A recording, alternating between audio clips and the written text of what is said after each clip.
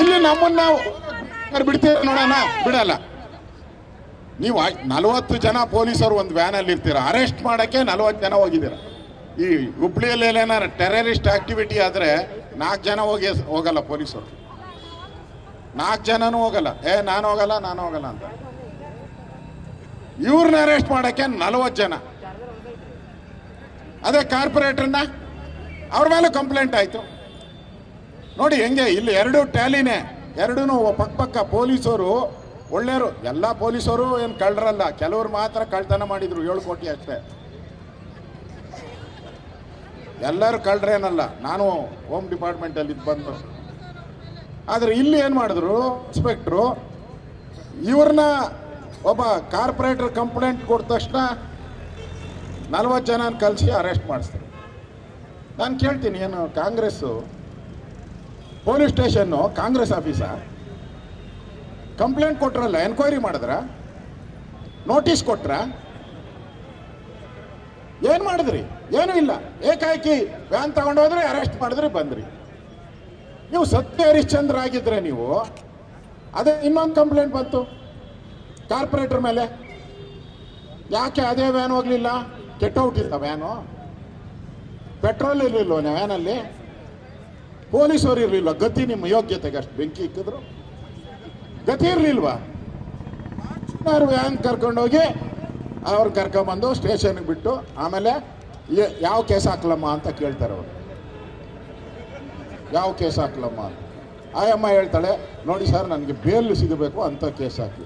ಇಲ್ಲಮ್ಮ, ಬೇಲ್ ಏನೋ ಇಲ್ಲೇ ಪೊಲೀಸ್ ಸ್ಟೇಷನಲ್ಲೇ ರಿಲೀಸ್ ಮಾಡ್ಬೋದು, ಅಂಥ ಕೇಸ್ ಹಾಕಿ ಕಳಿಸ್ತೀನಿ ಅಂತ ಕಳಿಸ್ತೀನಿ. ಇದು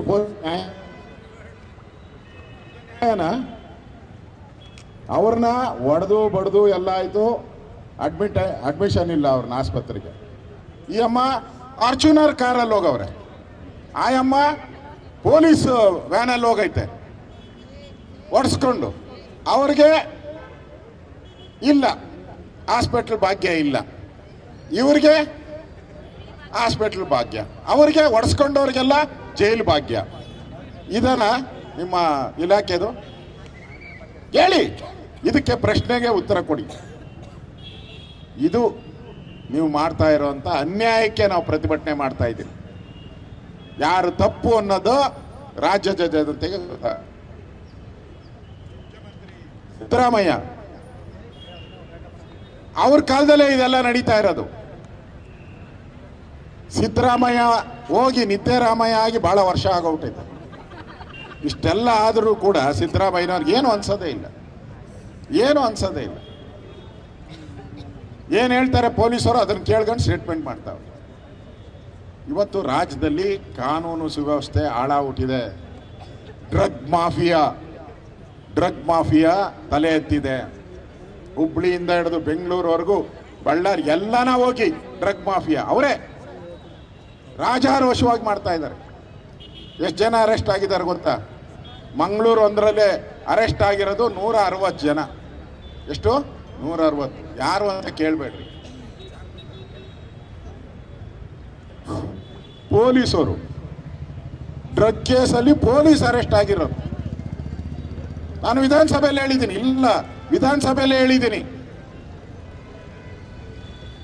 ಅದೇನೋ ಮನೇನೆ ಹತ್ತಿ ಉರಿಯುವಂಥ ಪರಿಸ್ಥಿತಿ ಇವತ್ತು ನಾವು ನೋಡ್ತಾ ಇದ್ದೀರಿ. ಇಷ್ಟಕ್ಕೆಲ್ಲ ಈ ಸರ್ಕಾರ ಕಾರಣ ಏನು ಅಂದರೆ ಪೊಲೀಸ್ ಸ್ಟೇಷನ್ಗಳು ಕಾಂಗ್ರೆಸ್ ಆಫೀಸ್ ಆಗ್ಬಿಟ್ಟಲ್ಲ. ಧಮಕಿ, ನೀನೇನ ನಾ ಹೇಳ್ದಂಗೆ ಕೇಳಿಲ್ಲ ಅಂದ್ರೆ ನಿನಗೆ ಟ್ರಾನ್ಸ್ಫರ್ ಭಾಗ್ಯ. ಕೋಟಿ ಲೂಟಿ ಅನ್ನೋ ಥರ ಇವತ್ತು ಒಂದೊಂದು ಟ್ರಾನ್ಸ್ಫರ್ಗೂ ಕೂಡ ಹಣ ಅಂತ ಇವ್ರು ಎದೆ ಮೇಲೆ ಥರ ಗೊತ್ತಿಲ್ಲ ಹಣ ಅಂತ ತಗೊಂಡೋಗಿ. ಆ ಪರಿಸ್ಥಿತಿ ಇವತ್ತು ನಾವು ನೋಡ್ತಾ ಇದ್ದೀರಿ. ಇವತ್ತು ನಾವು ಹೋರಾಟಕ್ಕೆ ಬಂದಿರೋವಂಥದ್ದು ಆ ದಲಿತ ಮಹಿಳೆ ಮೇಲೆ ಏನು ಅನ್ಯಾಯ ಆಗಿದೆ ಅದು ನ್ಯಾಯಾಂಗ ತನಿಖೆ ಆಗಬೇಕು. ಈ ಇನ್ಸ್ಪೆಕ್ಟರ್ ಅನ್ನ ಸಸ್ಪೆಂಡ್ ಮಾಡಬೇಕು, ಟ್ರಾನ್ಸ್ಫರ್ ಅಲ್ಲ, ಸಸ್ಪೆಂಡ್ ಮಾಡಬೇಕು ಇನ್ಸ್ಪೆಕ್ಟರ್ನ. ಮತ್ತೆ ಯಾರು ಕಾನ್ಸ್ಟೇಬಲ್ಗಳು ಹೊಡೆದ್ರು ಅವ್ರನ್ನೂ ಸಸ್ಪೆಂಡ್ ಮಾಡಬೇಕು. ಇದು ನಮ್ಮ ಹೋರಾಟದ ಒತ್ತಾಯ. ಇದು ಈ ಒತ್ತಾಯವನ್ನು ನಾವು ಇವತ್ತು ಮಾಡ್ತಾ ಇದ್ದೀವಿ. ಎಲ್ಲ ಬಿಜೆಪಿ ಕಾರ್ಯಕರ್ತರು ಈ ಹೋರಾಟಕ್ಕೆ ಬೆಂಬಲ ಕೊಡೋಕ್ಕೋಸ್ಕರ ನ್ಯಾಯ ಸಿಗಬೇಕು. ನ್ಯಾಯ ಸಿಗೋವರೆಗೂ ನಾವು ಈ ಹೋರಾಟವನ್ನು ಮುಂದುವರಿಸ್ತೀರಿ ಅಂತ ಹೇಳೋಕ್ಕೆ ನಾವು ಬಂದಿದ್ದೀರಾ. ನಿಮಗೂ ನಾನು ಅಭಿನಂದನೆ ಸಲ್ಲಿಸ್ತೀನಿ. ಈ ಹೋರಾಟ ಇಲ್ಲಿಗೆ ನಿಲ್ಲಬಾರ್ದು. ಇವತ್ತು ರಾಜ್ಯದಲ್ಲಿ ನಡೀತಾ ಇರತಕ್ಕಂಥ ಮಹಿಳಾ ದೌರ್ಜನ್ಯ ಅತಿರೇಕಕ್ಕೆ ಹೊರಟೋಗಿದೆ. ಒಟ್ಟು ಈ 2 ವರ್ಷ 7 ತಿಂಗಳಲ್ಲಿ ಕೇಸ್ ಎಷ್ಟಾಗಿದೆ ಗೊತ್ತಾ? 43,000 ಕೇಸ್ ಆಗಿದೆ ಮಹಿಳೆಯರ ಮೇಲೆ ದೌರ್ಜನ್ಯ. ವರದಕ್ಷಿಣೆ ಕಿರುಕುಳ 350 ಜನ ಸತ್ತಿದ್ದಾರೆ ವರದಕ್ಷಿಣೆ ಕಿರುಕುಳದಲ್ಲಿ.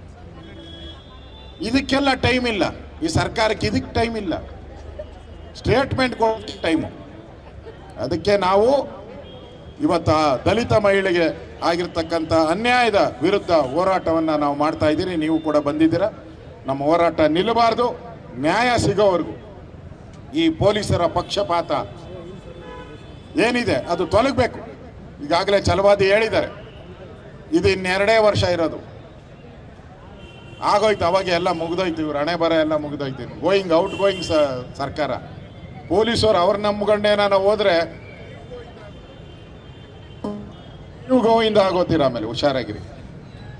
ಈ ಹೋಗೋಸ್ಕರ ಅವಾಗೆ ತೀರ್ಮಾನ ಮಾಡಿಬಿಟ್ಟು ಅವ್ರ ಜನನೂ ಕೂಡ ಈ ಸರ್ಕಾರ ಭಾಳ ದಿನ ಇರಲ್ಲ ಅಂತ ಎಲ್ಲರಿಗೂ ಗೊತ್ತಾಯ್ತು. ಜನ ಕಿತ್ತಾಟ ಒಂದು ಕಡೆ, ಅಭಿವೃದ್ಧಿ ಆಗ್ತಾ ಇಲ್ಲ ಅದೊಂದು ಕಡೆ, ಕಾನೂನು ಸುವ್ಯವಸ್ಥೆ ಕುಸಿದೋಗಿದೆ ಅದೊಂದು ಕಡೆ. ಇದರ ಮಧ್ಯೆ ಈ ಸರ್ಕಾರ ಭಾಳ ದಿನ ಇರಲ್ಲ. ಅದರಿಂದ ಪೊಲೀಸರು ಕೂಡ ಎಚ್ಚರಿಕೆ ವಹಿಸಿ ಕ್ರಮ ತೆಗೆದುಕೊಳ್ಬೇಕು ಅನ್ನೋ ಆಗ್ರಹವನ್ನು ಇವತ್ತು ನಾನು ಮಾಡ್ತಾ ಇದ್ದೀನಿ. ನ್ಯಾಯ ಸಿಗೋವರೆಗೂ ನಮ್ಮ ಹೋರಾಟವನ್ನು ನಾವು ಮಾಡ್ತೀವಿ, ಮಾಡಲೇಬೇಕು. ಆ ಹೋರಾಟವನ್ನು ನಾವು ಮಾಡೋಣ ಅನ್ನೋ ಮಾತನ್ನು ಈ ಸಂದರ್ಭದಲ್ಲಿ ಹೇಳಿ, ಈ ಭ್ರಷ್ಟ ಕಾಂಗ್ರೆಸ್ ಸರ್ಕಾರಕ್ಕೆ